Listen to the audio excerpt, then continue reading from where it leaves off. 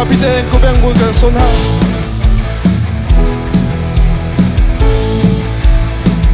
bụi pa nắng malo gần hiểm nàng lông pi gần rùa nàng na si na phiêu sân gia hi thế nào sẽ ngày lâu mi gần nun na na sung phải na cha cắm hàng về bồi ba oh hallelujah nang mata cần si sung phải na chu na ta sẽ oh hallelujah nang mata cần si sung phải biết na ta sẽ cầu sẽ bụi pa na rian gần thua nam hồn na lung dong ban sa gom chan song na sel pa Moses đây nang na pe bang anh ni qua song hi đây na cần về thua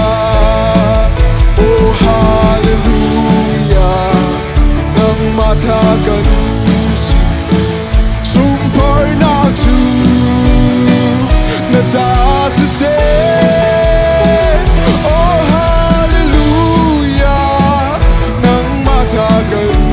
si sumpah lian na ta se cầu se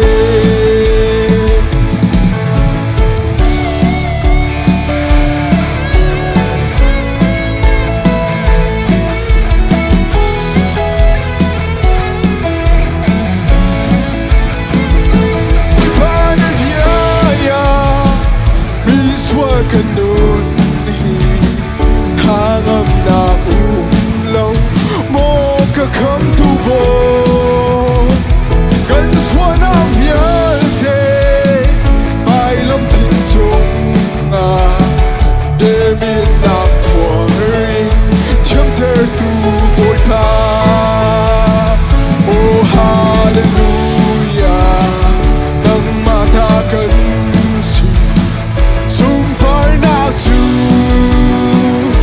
ta sẽ oh hallelujah nang mata cần si chung vai biết na ta sẽ cầu sẽ chung vai biết na ta sẽ cầu sẽ